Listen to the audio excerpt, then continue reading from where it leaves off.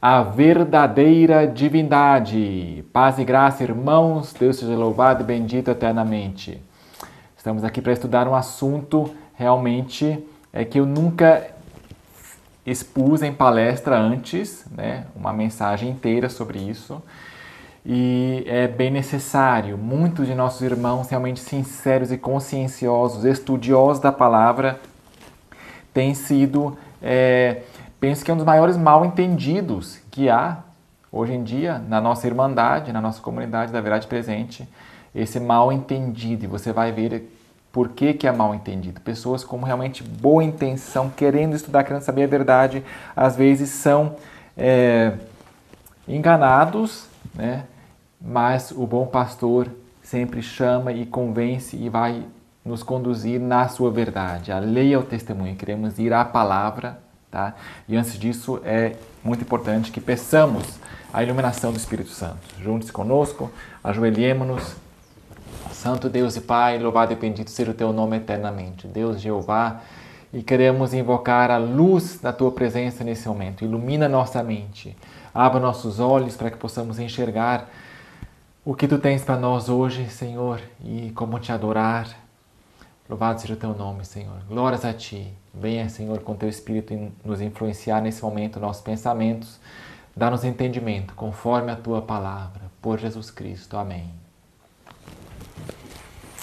Muito bem, olha só. Essa mensagem se baseia numa mensagem do irmão Jonatas Figueiredo. Ele esteve conosco faz algumas semanas. E esse é um jovem que também estava confuso sobre esse assunto e estudou por conta própria. Tem menos de 19 anos, ou tinha quando ele estudou esse assunto, e também trouxe luz aos pais.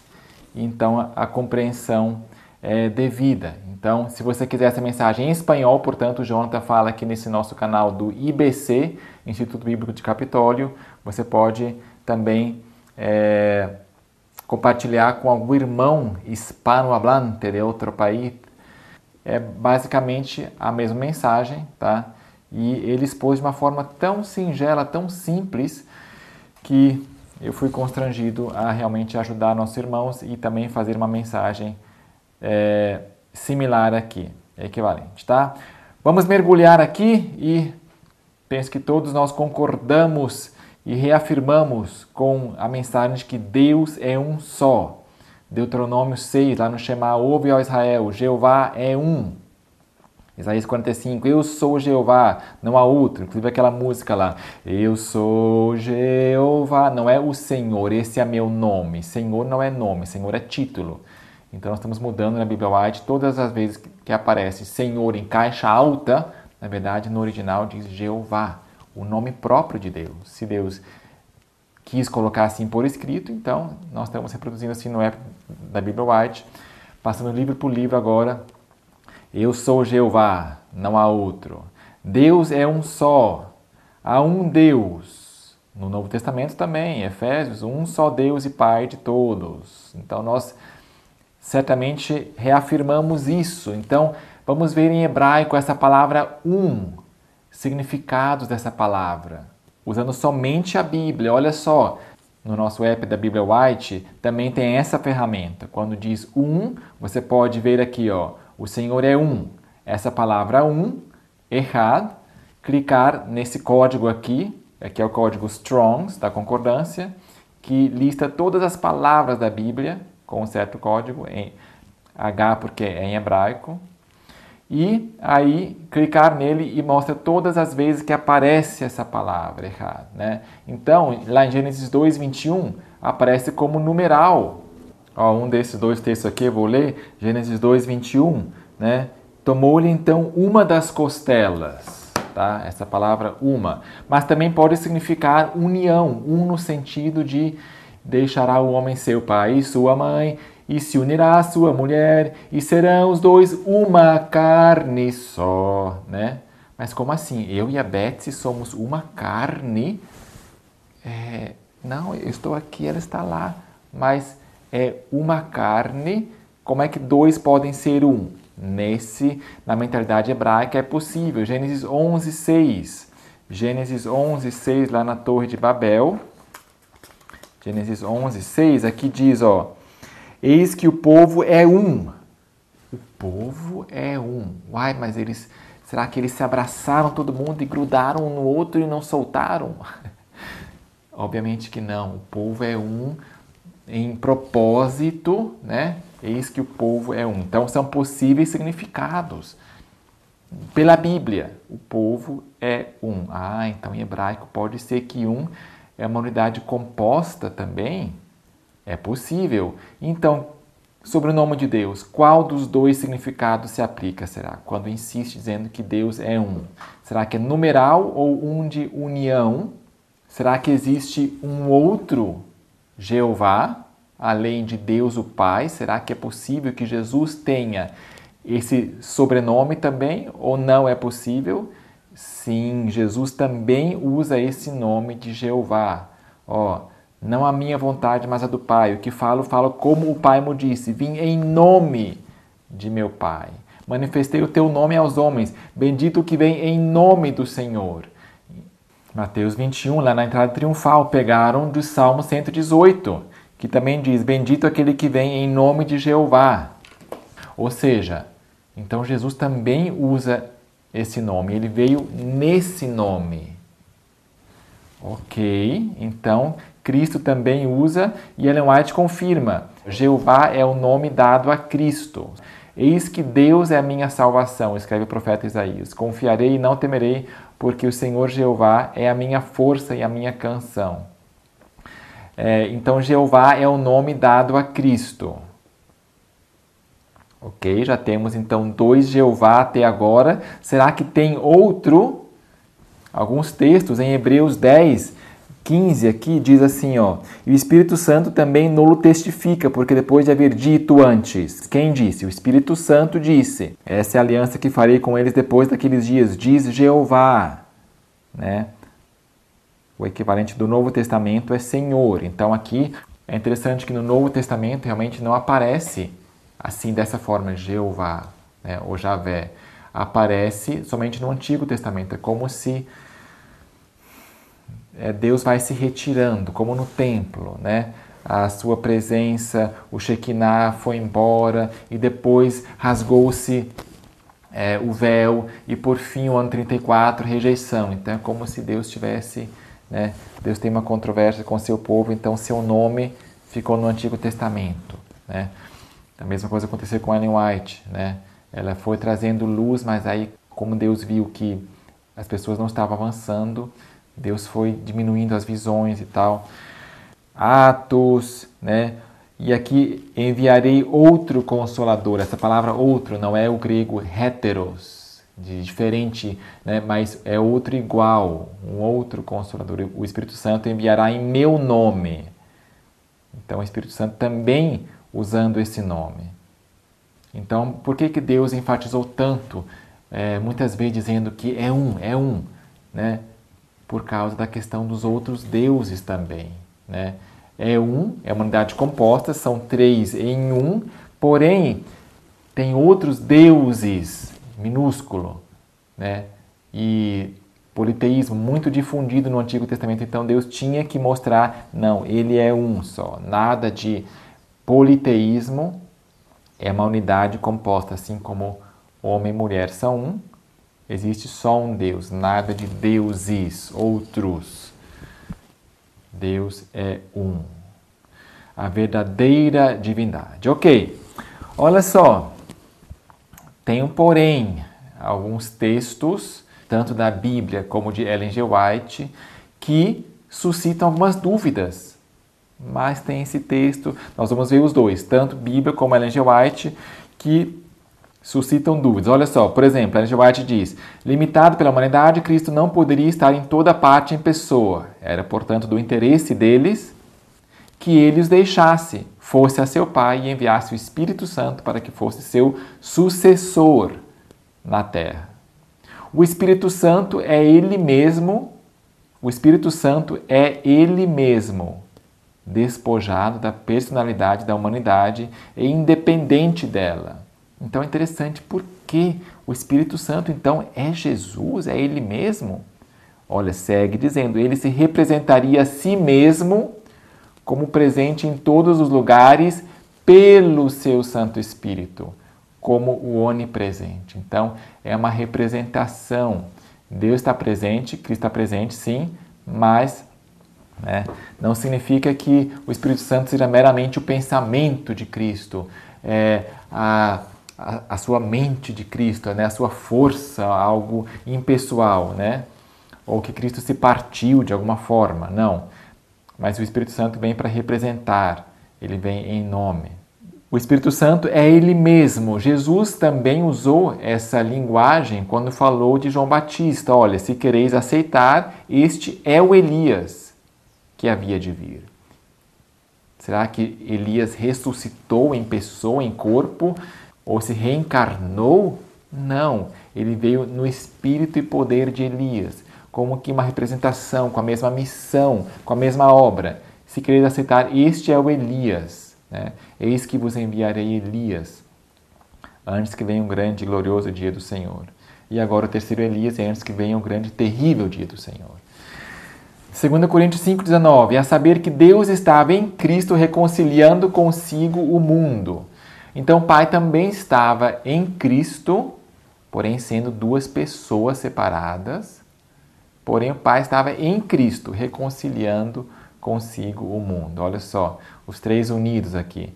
Você que se sente mais indigno, não tema confiar seu caso a Deus. Quando se entregou a si mesmo em Cristo, falando aqui do Pai, quando se entregou, maiúsculo, a si mesmo em Cristo, pelos pecados do mundo, assumiu ele o caso de todo pecador. Então, o Pai se entregou, porém em Cristo.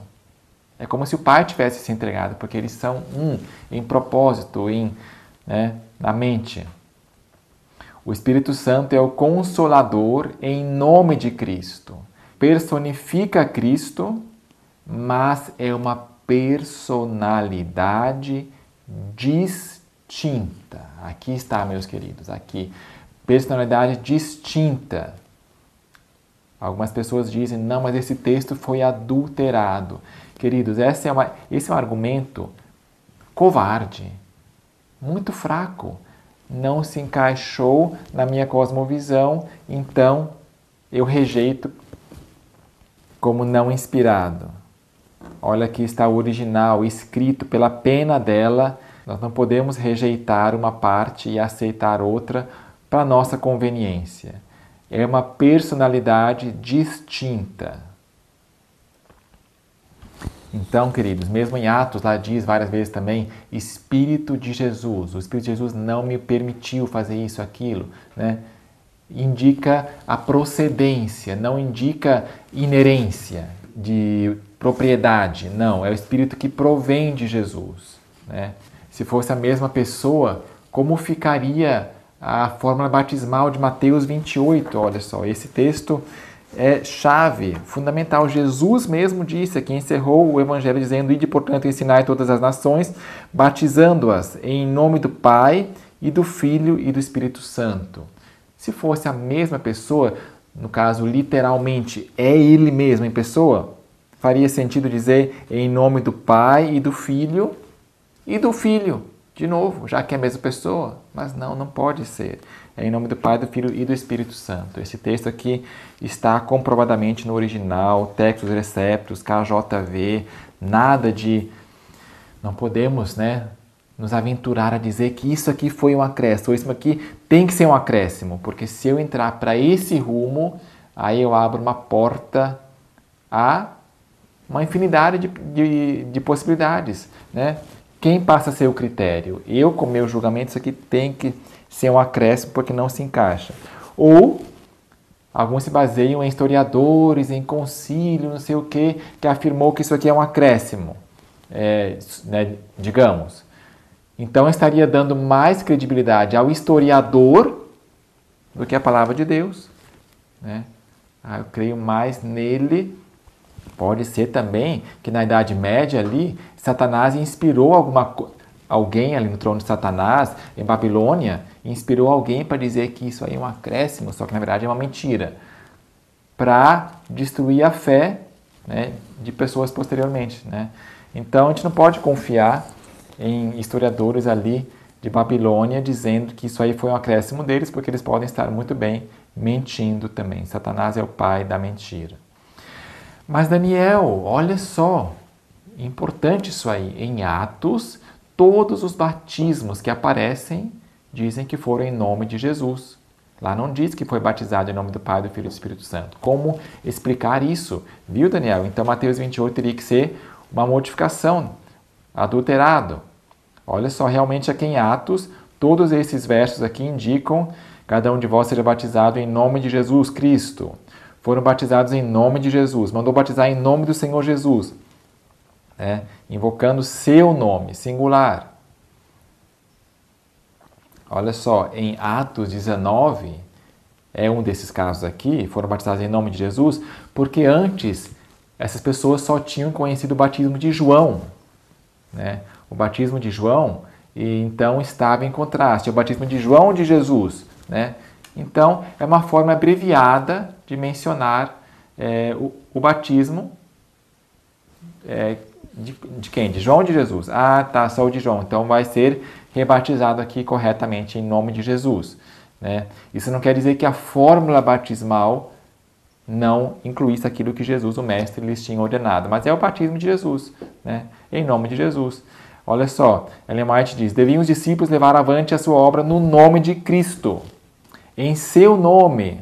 Cada uma de suas palavras e atos devia atrair a atenção sobre seu nome, singular, como possuindo esse poder vital pelo qual os pecadores podem ser salvos. Sua fé devia centralizar-se naquele que é a fonte de misericórdia e poder. Em seu nome, deviam apresentar suas petições ao Pai e receberiam resposta. Deviam batizar no nome do Pai, do Filho e do Espírito Santo. Opa, aqui já menciona os três. Quer dizer que está negando o que disse anteriormente? E está se contradizendo no mesmo parágrafo? Claro que não. O nome de Cristo, aí volta, devia ser a senha, a insígnia, o laço. E depois, de novo, em seu nome. Você vê, portanto, que uma coisa não nega a outra. É o nome de Cristo, mas a forma batismal é em nome do Pai, do Filho e do Espírito Santo. Os três estão unidos na salvação, o trio celestial perfeitamente unido para resgatar a humanidade. Aqui já falei sobre esse contraste com o batismo de João. E também Paulo usa como abreviação, como é que ele encerra suas epístolas. Lá em Filipenses 4, verso 23, abramos rapidamente. Filipenses 4, verso 23, como é que ele encerra a epístola? Diz assim, a graça de nosso Senhor Jesus Cristo seja com o vosso espírito. Opa, só a graça de Jesus. Não falou o Espírito Santo, nem o Pai. A graça de Jesus Cristo seja com o vosso espírito. Mas em 2 Coríntios, como é que ele encerra a epístola? A graça do Senhor Jesus Cristo e o amor de Deus e a comunhão do Espírito Santo sejam com todos vós. Quer dizer que será que Paulo cria no trio celestial em certa altura, depois mudou, depois muda de volta? Será que é isso? Não, obviamente. Ele está usando uma forma abreviada. Olha, paz de Jesus. Não quer dizer que sempre eu preciso falar paz de Jesus, Espírito Santo e Deus. Não precisa, é uma forma abreviada. Cristo é o representante aqui, é o elo com a humanidade, mas não está negando a divindade e a importância dos outros dois membros da divindade. Há três pessoas vivas pertencentes ao trio celestial. Ellen G. White não usa a expressão trindade. A expressão trindade é usada pelo catolicismo, já vamos ver isso. De onde que vem essa expressão? Ela usa a expressão divindade ou trio celestial. Em nome desses três grandes poderes, o Pai, o Filho e o Espírito Santo, os que recebem a Cristo por fé viva são batizados, e esses poderes cooperarão com os súditos obedientes do céu em seus esforços para viver a nova vida em Cristo.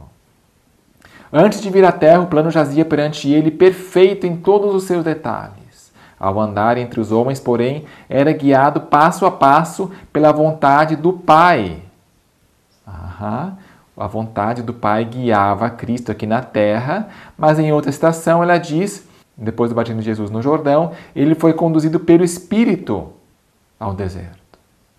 Então quem guiava Jesus? Era o Pai ou o Espírito? Eram os dois. Não é mutuamente excludentes. Nós temos essa herança grega, é dia ou é noite? É fé ou é obras? Sabe? Essa dificuldade, né? Ele foi conduzido pelo Espírito, mas também pelo Pai. Ah, ok, então os dois juntos. Temos que encaixar tudo. Toda a Escritura é inspirada. O trio celestial no batismo de Jesus também. Jesus lá em pessoa sendo batizado, o Pai falando lá, esse é meu Filho amado, em quem me comprazo, e o Espírito Santo em forma corpórea descendo sobre Jesus, como uma pomba dourada, de luz, lindo, né? O trio celestial no batismo de Jesus, nesse momento chave.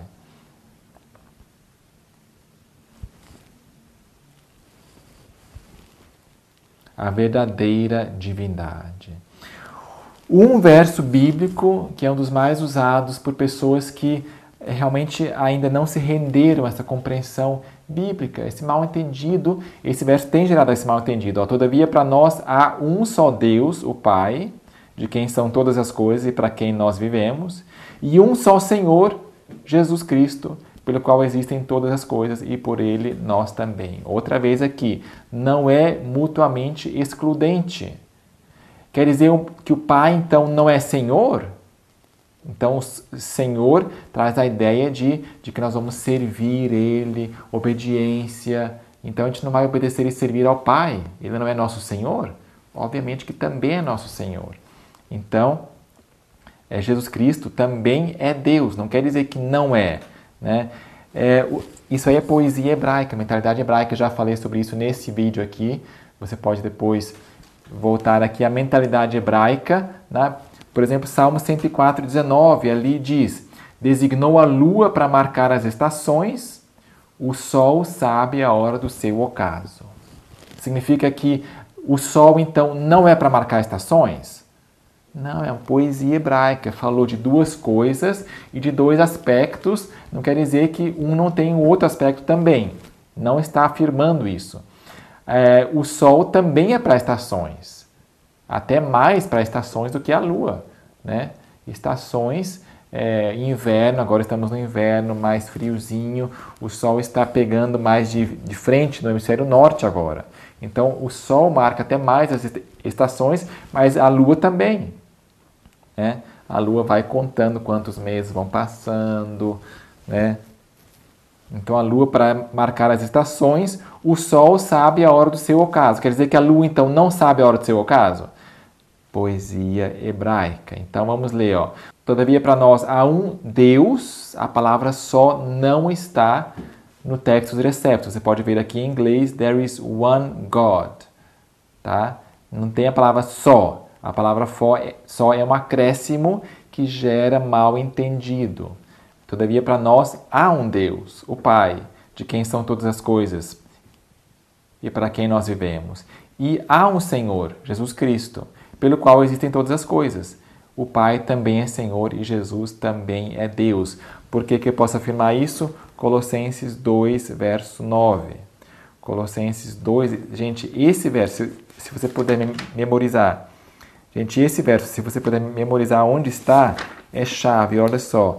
Porque nele, quer dizer, em Cristo, habita corporalmente toda a plenitude da divindade. Aqui sim está toda, plenitude, corporalmente, toda a plenitude. Ou seja, 100% Deus da divindade. Uma outra fonte de maus entendidos e que Satanás se aproveita então como cunha de entrada é a questão dos pioneiros adventistas. Né? Não basta a questão de que Ellen White foi a profetisa, a voz autoritativa. Não, mas muitos tropeçam nessa questão, pioneiros. A divindade no adventismo histórico. Olha, temos que considerar que não tinham toda a verdade no começo. Você concorda comigo, né? O movimento adventista foi surgindo com muitos cristãos de várias denominações, adventista não existia, então várias noções, eles estavam desunidos em muitos pontos e eram contra o trinitarianismo católico, tendiam para o arianismo, semi-arianismo, já vamos ver isso aí, e por isso que Deus achou por bem enviar a mensageira do Senhor, uma voz profética para a edificação do corpo, para que houvesse unidade e edificação. A irmã Andréia Amaral preparou um excelente material aqui que eu vou pular rapidamente esses slides, tá? Veja como é que era a crença da época, Igreja Batista e Presbiteriana do século 17 e 18. Como cria a Igreja Católica no século 19. Olha só, o Filho veio do Pai, o Espírito Santo veio de ambos. Embora exista unicamente um Deus, não existe Filho à parte do Pai e não existe Espírito Santo à parte de ambos. Igreja Católica, não existem três pessoas, mas unicamente um ser. O Filho veio do Pai há muito tempo atrás e ele não é eterno. O Espírito Santo não tem existência separada, é uma pessoa. Deus é uma pessoa. Isso creem os católicos. Olha só, Tiago White falando, como erros fundamentais precisamos classificar com o falso sábado, quer dizer, domingo, outros erros que os protestantes trouxeram da Igreja Católica, como o batismo por aspersão, a trindade, portanto, a consciência dos mortos e a vida eterna na miséria. Né? Erros fundamentais, trindade. Mas é a trindade católica, não são erros que vieram da Igreja Católica Apostólica Romana. A evidência de um estudo da história adventista indica que desde os primeiros anos de nossa igreja até a década de 1890, toda uma corrente de escritores assumiu uma posição ariana ou semi-ariana. O entendimento de Cristo apresentado naqueles anos pelos autores adventistas era que houve um tempo em que Cristo não existia. Eles criam isso, muitos deles. Que sua divindade é uma divindade delegada e que, portanto, é inferior ao Pai. Com relação ao Espírito Santo, sua posição era que não seria o terceiro membro da divindade, apenas o poder de Deus. Algo impessoal, uma força. Olha só o arianismo comum entre os primeiros adventistas. Quem foi Ário? Um presbítero de Alexandria ensinou que o Filho não era igual ao Pai, que não era da mesma essência, que não era infinito nem eterno, que era uma criatura, isto é, a criatura mais perfeita, para a qual todos os outros seres foram criados. Uma criatura que foi exaltada a tal condição de unidade com Deus, que em certo sentido poderia ser chamada de Deus, mas definitivamente era uma criatura. Ensinava o arianismo e vários pioneiros tinham. E aí então entra Ellen G. White preparando os irmãos para a nova luz, para não terem preconceito quando ela trouxesse uma nova compreensão. Não devemos nem por um momento pensar que não há mais luz, que não há mais verdade a ser dada a nós. Não podemos manter a opinião de que uma posição, uma vez assumida, uma vez advogada a ideia, não deve, sob qualquer circunstância, ser abandonada. Há apenas um que é infalível, aquele que é o caminho, a verdade e a vida. A própria Ellen G. White teve também noções equivocadas antes de ser esclarecida por Deus em visão. Olha só, por algum tempo depois da decepção de 1844, mantive juntamente com o corpo do Advento que a porta da graça estava para sempre fechada para o mundo. Ela manteve essa ideia.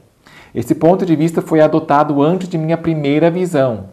Foi a luz a mim concedida por Deus que corrigiu nosso erro e habilitou-nos a ver a verdadeira atitude.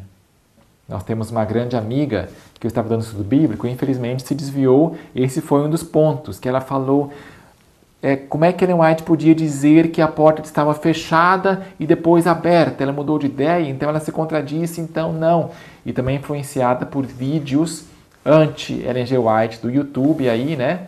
Pesquisando uma coisa leva a outra, sugestões aí, acabou sendo contaminada pela incredulidade, né? Assim como nos tempos de Jesus. Disseram que Jesus é isso, de que ele mesmo afirmou que não é o Messias, de que ele nasceu assim, o nascimento dele foi assado, sabe? Isso vai levedando e melhor ficar só com Moisés mesmo, né? Não, Moisés temos certeza que foi de Deus, mas esse Jesus, ou seja, sempre o profeta do momento, as pessoas têm a tendência de rejeitar e só ficar com o velho, porque mesmo sendo Jesus perfeito, não errou, não escorregou em nada. E lá em João 6 nós vemos então o fenômeno da incredulidade fazendo seu trabalho e se afastaram. Por dar ouvidos, né, a outras pessoas. Mas quem realmente é sincero, né, quem quer fazer a vontade de meu Pai, de todo o coração saberá, diz lá em João 7,17. Então não é que Ellen White mudou de ideia, mas sim ela foi esclarecida por Deus, pela luz celestial. Por volta de 1880, a ideia de Cristo como um ser criado diminuiu e o conceito de Cristo como gerado foi assumido, literalmente, significando que Cristo, em algum momento da eternidade, procedeu do Pai e, portanto, era a ele subordinado. Não apenas Uriah Smith, editor da Review and Herald, acreditou até sua morte em 1903 que Cristo teve um começo. Mas durante as primeiras décadas do século XX, houve muitos que sustentaram a visão de que Cristo teve um começo. Era de alguma forma do Pai, isto é, ele teve um começo e, portanto, era inferior a ele. Possivelmente também pegando aquele texto que Jesus disse, o Pai é maior do que eu, né? Mas só que isso ele disse em submissão, né? Um está sujeito ao outro e também Jesus tinha assumido a humanidade, né? Ele se humilhou. Então, o Pai é maior do que eu. Mas, então, muitos adventistas tinham essa posição, sim. Um outro erro de Uriah Smith, por exemplo, é sobre o dragão que arrastou a terça parte dos anjos lá. O dragão, sendo um símbolo, diz ele, só poderia lidar com as estrelas simbólicas. E a cronologia do ato mencionado aqui é limitada ao povo judeu. A Judéia tornou-se uma província romana 63 anos antes do nascimento do Messias. Os judeus tinham 3 classes de governantes, reis, sacerdotes e sinédrio. 1/3 desses reis foi tomado pelo poder romano. Então, o dragão aqui, arrastando uma terça parte, Uriah Smith diz que 1/3 desses reis dos judeus foi tomado pelo poder romano. Só poderia lidar com as estrelas simbólicas. O raciocínio humano, né, foi uma falha. Uriah Smith interpretando o Apocalipse, sabe? Então, nossa linguagem deve ser à lei e ao testemunho de Jesus, né? Não tomar como base de alguma doutrina alguém que não tenha o testemunho de Jesus, né? À lei e ao testemunho. Essa é a nossa linguagem sempre. O que diz a palavra de Deus pura, não adulterada. Nós cremos que Ellen G. White foi profetisa, exerceu esse ministério profético. Jesus mesmo disse, olha, cuidado porque vão vir falsos profetas. Ele não disse assim, não vai haver mais profeta, fiquem tranquilos, né, para facilitar a vida. Não, cuidado com os falsos. E lá em Apocalipse 10:11 prediz também, é necessário que profetizes. A igreja de Corinto tinha o dom de profecia e oravam por isso, ou seja, profetas.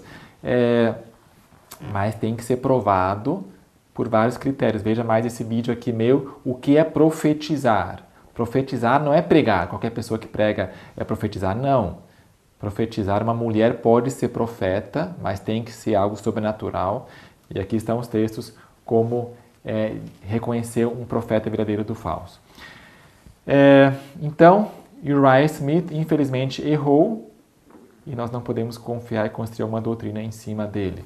Cristo era essencialmente Deus, diz a profetisa, e no sentido mais elevado, ele estava com Deus desde toda a eternidade.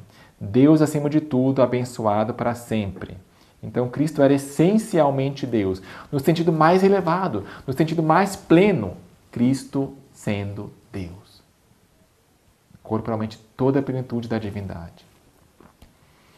É Satanás que desde o começo, Lúcifer, quis questionar isso, né? Inveja de que ele não é tudo isso e ele também pode.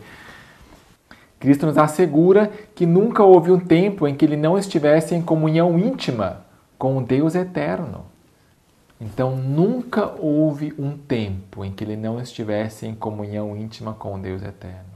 Em Cristo, a vida original, não emprestada, não derivada. Colossenses 2:9 já lemos, habita corporalmente toda a plenitude da divindade. Cristo é o Filho de Deus pré-existente, com existência própria. Ele era igual a Deus, infinito e onipotente. Ele é o Filho eterno, possuindo a vida eterna.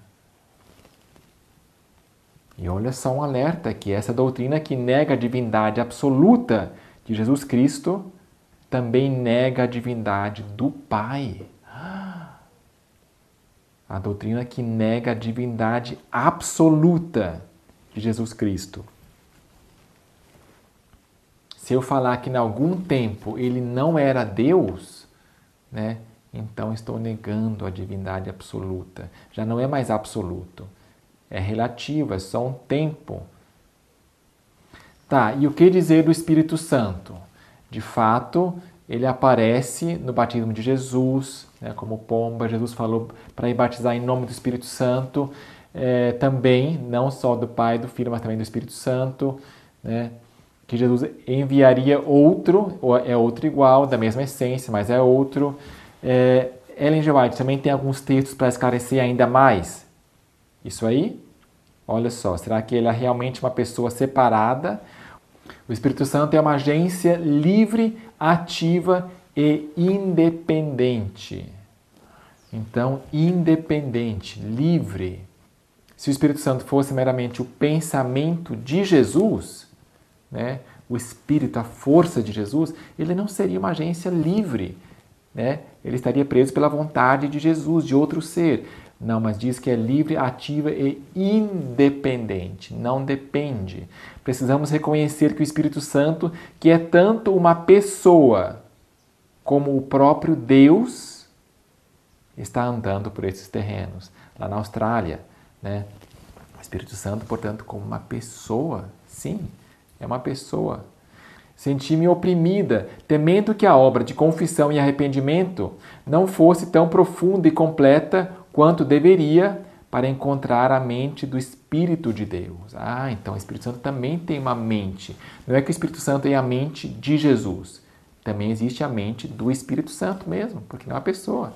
E eu vou abrir agora meu app da Bíblia White, EGW. Eu uso o EGW aqui no iPhone, verde, porque é muito mais rápido para pesquisa. Mas o EGW2 é muito ruim de questão de lentidão, às vezes fala que está offline, online, salva tudo na nuvem, mas é porque muitos dos meus favoritos estão aqui e eu tenho uma pastinha chamada Espírito Santo, Divindade, e aí tem uma subpasta sobre derramamento, a importância, personalidade e divindade.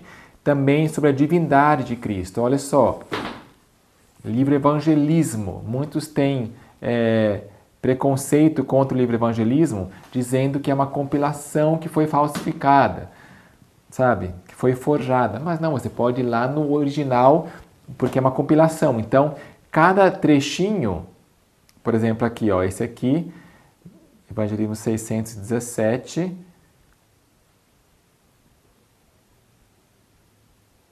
é um texto tirado do manuscrito 20 de 1906. O Espírito Santo deve ser também uma pessoa divina. Do contrário, não poderia perscrutar os segredos que jazem ocultos na mente de Deus. Então, o Espírito Santo como uma pessoa independente, com personalidade própria, pessoa divina. Quando o Espírito Santo revela sua presença em vossas salas de aula, dizei a vossos estudantes: o Senhor indica que tem para nós hoje uma lição de origem celestial, de mais valor do que nossas lições de ordem comum. Ouçamos, curvemo-nos diante de Deus e busquemo-lo de todo o coração. Falando aqui, quando o Espírito Santo revela sua presença em vossas salas de aula. Então dizei, curvemo-nos diante de Deus e busquemo-lo de todo o coração. Enfim, portanto, Ellen G. White também confirma que o Espírito Santo é uma pessoa divina. A verdadeira divindade. Mas a Bíblia, Daniel, não diz que o Filho foi gerado. De fato diz, olha só, em vários lugares. Salmo 2,7 e repete lá no Novo Testamento depois: Tu és meu filho, eu hoje te gerei. Antes das colinas eu fui gerada, sabedoria, que Cristo nos foi feito sabedoria de Deus. Tu és meu filho, eu hoje te gerei. Mas como é que pode ser isso, né? Jesus foi gerado, mas antes que Abraão existisse, eu sou, como conciliar o Filho unigênito, primogênito de toda a criação? Bom, olha só, outra vez aqui, existe um outro primogênito. Então dirás a Faraó: assim diz Jeová, Israel é meu filho, meu primogênito. Israel, o povo de Israel que estava saindo lá do Egito. Então, como conciliar? Quem é o primogênito? É Jesus ou é o povo de Israel? O que significa a palavra primogênito? Olha só, aqui nós vemos que tem que haver um significado metafórico. Romanos 8, 29 diz: para que ele seja o primogênito entre muitos irmãos, primogênito entre os mortos. Será que foi o primeiro que nasceu, que surgiu dos mortos? Não. Foi a primeira pessoa que nós conhecemos que foi ressuscitada, foi Moisés. Né?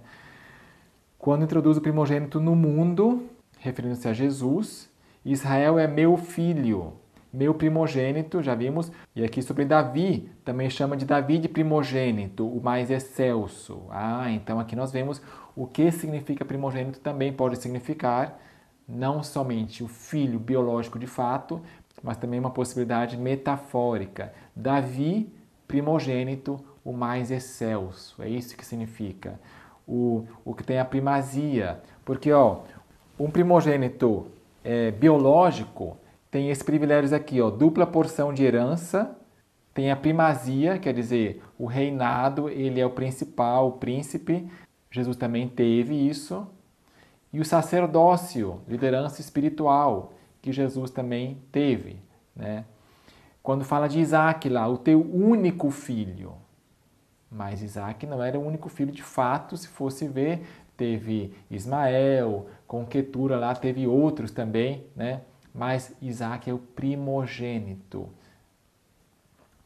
Mas Isaac é o único filho, quer dizer, o único unigênito. Jesus foi gerado para a função de filho redentor. Então, nesse sentido, Jesus foi gerado, foi para a função de filho redentor. Né? Hebreus 1,5 diz, ele me será por filho. Então, tu és meu filho amado, eu hoje te gerei, quer dizer, para essa função, para essa missão terrestre. Alguém pode dizer, uai Daniel, mas Jesus disse, eis que eu estou convosco. Eu estou convosco, Daniel. Mentalidade grega, nós temos que ter a mentalidade hebraica. Jesus pode estar conosco através de outra pessoa. Vamos a alguns casos aqui, Caim, então Jeová perguntou a Caim, por que tiraste? E por que está descaído o teu semblante? Mas só que Ellen G. White disse que, na verdade, Deus mandou um anjo para conversar com Caim. Não foi um trovão. Caim, onde estás? Não, foi um anjo que falou com Caim. Outro caso aqui, Deus falando. Então disse Deus a Noé, eis que os destruirei juntamente com a terra. Mas, na verdade, olha só aqui o negrito, ele enviou seus anjos a Noé para dizer-lhe qual era seu propósito em relação aos habitantes do velho mundo. Tá? Outra, aqui vejamos um outro caso. Enoque andou com Deus e não apareceu mais porquanto Deus o tomou. Aqui diz que Deus tomou Enoque, mas Ellen G. White deixa claro que foram anjos que foram enviados para levá-lo ao céu, sem ver a morte. Não foi Deus que o tomou com a sua mão física, mas enviou seus anjos. Ou seja, Deus tomou. E a mesma coisa com quem fechou a porta e abriu a porta lá na Arca de Noé, foi um anjo. E também na Torre de Babel, Gênesis 11, quem confundiu as línguas ali. Deus enviou 2 anjos para confundir a língua ali da Torre de Babel. Então nós vemos que Deus age por intermédio de, e também pode-se dizer que Deus fez. Né? Um presidente de um país pode escrever uma carta através de seus secretários. Né? Não foi ele que redigiu, que pôs no papel, que pensou na carta, mas foi o seu gabinete, foi o seu... É em nome dele, é ele. Pode-se dizer que o presidente comunicou isso, mas não foi exatamente ele quem fez o trabalho. Amém? E nós podemos testificar e sentimos o Espírito Santo conosco, Cristo conosco, né? Se alguém está em Cristo, é nova criatura, essa unidade no Espírito, né? Jesus também orou pelos seus discípulos que sejam um. Não é que a gente vai agora se abraçar todo mundo, vestir a mesma roupa, entra aqui na minha camisa, sei lá. Não, vamos ser em unidade, que todos sejam um. A unidade pela qual Cristo orou. Sabe? Então, tem muitas pessoas que ficam debatendo, discutindo e postando muitos comentários, até vou desligar os comentários aqui desse vídeo, para que não haja contendas. Ó. Paulo diz a Timóteo, rejeite as questões tolas e sem instrução, sabendo que geram contendas. Então, o motivo para evitar certas questões é que se gera contenda e disputa de palavras. Não, mas como exatamente foi gerado lá nos milênios atrás, sabe? Que benefício prático tem em ficar discutindo exatamente a relação entre o pai e o filho há milhões de anos? Quero entender, sabe? O que está revelado é para nós, nossos filhos, mas as coisas encobertas são do Senhor. É como se eu estivesse aqui à mesa com a família, no café da manhã, conversando, né, no desjejum, e em vez de conversar sobre coisas práticas para o dia, coisas que edificam, não, eu ficasse falando sobre a capital do Brasil, é importante a capital do Brasil. Como é que será que foi antigamente? A arqueologia de Brasília. Como é que era a arqueologia lá? Foram encontrados o povo tupi-guarani, era assim, era assado. Eles usavam esse tipo de louça, pote, não, como é que era a escrita deles lá de Brasília, porque afinal Brasília é nossa capital e temos que saber e ficar quebrando a cabeça. Não, agora eu vou lá, vou fazer uma expedição para saber como é que era, né? Ou, por exemplo, a genealogia da minha esposa. Não, ela é minha esposa, é importante saber, será que ela tem antecedente desse país aqui, quem foi a pessoa, qual era seu sobrenome, e essa pessoa, será que tinha sangue indígena ou não? E ficasse conversando sobre isso à mesa, né? Gente, que edificação isso traz, prática para a nossa vida, né? Então, foquemos em nos preparar. E outra coisa, Satanás quer nos confundir sobre quem é o Espírito Santo justo nas vésperas da chuva serôdia agora, né? E algumas pessoas até acham que o Espírito Santo, na verdade, isso aí surge de uma ideia diabólica que quis ocupar o lugar de Jesus. Então, o Espírito Santo quer ocupar o lugar de Jesus, sei lá o quê, sabe? Então, mistura e confunde com uma coisa diabólica. Agora, justo nas vésperas, que nós estamos esperando e orando pela chuva, né? Eu vejo nisso um plano de Satanás para minar, né? Colocar bombas, minas, aonde nós justamente deveríamos falar sobre o Espírito Santo, pregar sobre ele. Aí nós vamos ter cada vez mais umidade até que venha de fato a chuva serôdia, tá? Não deixemos nos desviar em discussões, em contendas, sabe? Não adianta argumentar e contra-argumentar. Somente se a pessoa vem a ti sinceramente querendo saber, né? Sem o espírito de contenda que só endurece na verdade. E isso entristece o Espírito Santo também, né? Então, a verdadeira divindade. Encerramos aqui essa mensagem com o seguinte texto, 2 Coríntios. A graça do Senhor Jesus Cristo, o amor de Deus e a comunhão do Espírito Santo sejam com todos vós. Amém. Oremos. Senhor, através de Jesus Cristo, Senhor, e auxiliados, intercedendo o Espírito Santo por nós, queremos te adorar, ó Pai. Louvado seja o teu nome de eternidade em eternidade. Graças te damos pela tua palavra e nós queremos a plenitude do Espírito Santo. Espírito Santo, que tu envies, Senhor, o teu dom, o dom de profecia, hoje também, para que nós tenhamos mais e mais clareza em tua palavra e possamos falar a tua palavra com autoridade, sendo assertivos, e que se cale toda a boca que se levanta em desafio à divindade eterna de Jesus Cristo. A Ele ser toda glória e honra e todo louvor para sempre. Amém.